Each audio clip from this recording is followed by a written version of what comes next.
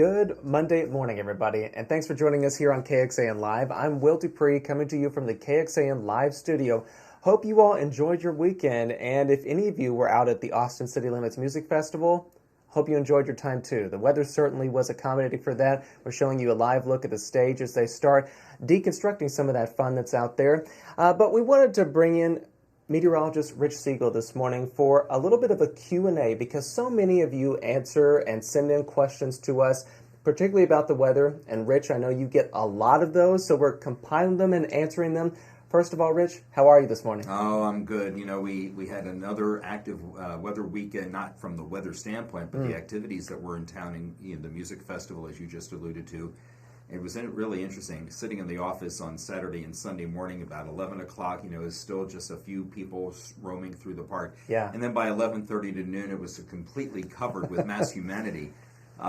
Fortunately, yes, not only did the weather cooperate, but we had 2 weekends back-to-back of similar weather conditions with 90s on Friday and then the 80s on Saturday and the 70s on Saturday and yesterday. So it was nice to get through it without any rain. It would have been even better if we had gotten through it without all that wind, because I know that the dust got kicked up, and those suffering from the dust allergen likely were not in good, probably didn't feel good by the time things are over. But now it's, Formula One weekend coming up. And the fun never stops, almost, it seems. So we will, of course, talk about Formula One forecast a little bit later this week. But Rich, a lot of people send in questions to you related to the weather. You get them flooded into your email inbox. You go through those and decide which ones you might want to address or answer. And we're going to go through some of them today. So some of you who are watching at home, you may see your question answered here. So just pay attention to everybody. So Rich, you ready to jump into this? Yes, I sure am. All right, let's get into question number 1. This is my favorite by far today, I will say. Robert asked, didn't Galileo show that all objects fall at the same rate? So why do larger hail fall faster than smaller ones? One of the things that Galileo, in his theory on objects falling at the same rate, it was absence of any air resistance. So what we mean by that is, and we'll take this now to the hail, when we have thunderstorms in our area, we have what we call, and we've explained this on TV before, but they're updrafts, where the air is rising from the surface on into the storm. And so when the hail forms and it starts to fall, it's falling against friction. And so that's why the larger hailstones have easier access to the ground than the smaller hailstones. We're talking hailstones in excess of 1 inch in diameter, golf ball size hailstones, sometimes baseball size hailstones. Well, they're heavier, obviously, than marble stones or dime size stones. And so this is why there's resistance that is being met by these stones as they're falling through the atmosphere. And that's why Galileo's theory would apply if there were no air resistance, but in this particular scenario, there is air resistance from the updrafts into these thunderstorms. I have to tell you, I smiled really, really wide when I saw Robert's question. It's like, I can't wait to go on with Will to talk about this, because it was just a fascinating question, and we so appreciate that one. An incredibly smart question, too. Yes, indeed. All right, so Robert, I hope that you're satisfied with the answer. Let's go to number 2 real quick. This is from James. He asked, the dew point varies widely between morning and afternoon. Why is that? And he says, I know that when a new air mass comes in, like with a front, it will change, but why does it change during the day? Well, that has everything to do with the air drying out. In the morning when we don't have the sun up, during the overnight, dew points and humidity tend to rise. And so unlike this morning with the dew points that we had in the 30s and 40s, but when he wrote this question, we were still, I believe, in the summer season. And in the mornings, the dew points and the humidity were high, but then you get the sun out and drying out the air as we get further into the morning and afternoon.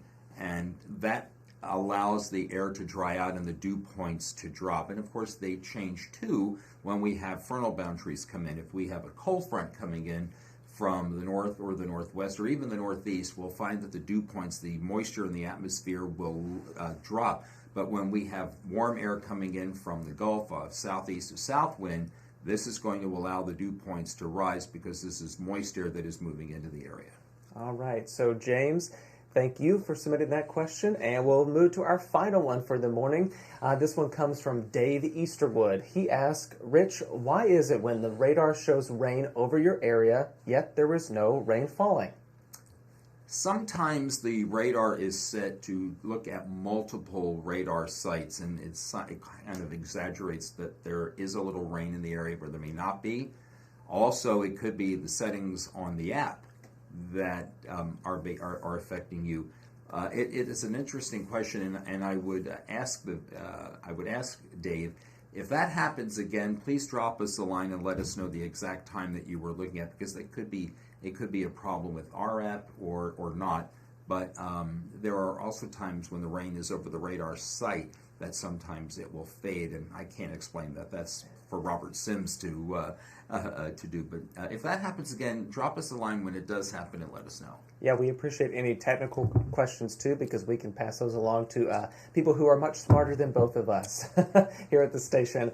So that'll do it for today with the questions. But I know that, Rich, you were asking people to submit any that they might have, some that they may feel, it's an easy answer, but we'd love to hear from you, whether anything that's related to the weather. Please send it our way so we can get those questions answered by you here on this live stream. You can send it to me at richard.segal, S-E-G-A-L, KXAN.com, or report it at KXAN.com. And if there is a question, and I'll admit to this, if it's a technical question about the app, I'm going to the source. I'm going to Robert Sims and saying, okay, look, our viewer sent this in. Here's the screenshot. What happened? And more often than not, he is able to pinpoint the exact issue, and then allows me to an answer that makes me sound like I'm very smart.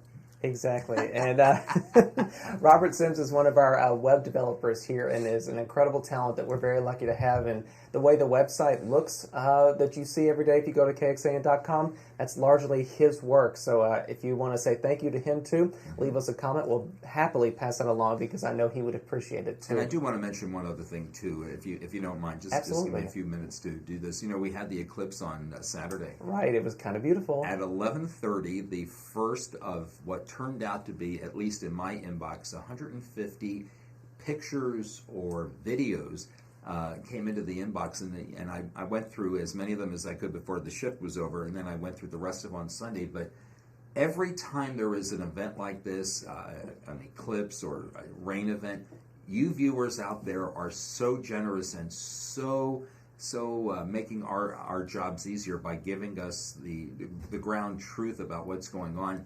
And I know that the 5 of us, or the 6 of us in the weather department, just greatly appreciate you when you do this, and so keep doing it, because we love hearing from you, and thank you for the questions that you asked today. What's really amazing, too, is that people think about us, that even when these things are happening, like a hailstorm, unfortunately, a few weeks ago, to the eclipse that happened this weekend, they always think about us to be able to send us those pictures, and we appreciate it so much. Yes. Yeah. Yeah, and the ones that I really, really like are when you show pictures of your rain gauges. And it's like, yes, because I am all about the rain totals when it does rain. Absolutely, and we hope that there's a little bit more of that maybe in the forecast. But this week. This week we are rain-free. El Nino is not doing its job. No rain in the forecast until a week from today. That means we go through this entire week dry. All right. Well, I know that, Rich, you'll be updating that forecast for us, I believe, today at noon. At noon. All right, so tune in to KXAN News at Noon with Rich and Jennifer Sanders. And, Rich, thank you again for being here. I appreciate it. Thank you, Will. Thank you, everybody. All right, everybody, we will enjoy the rest of our Monday here at KXAN, and I hope you do too. And we'll see you back here at another time. Enjoy the rest of your day. Take care.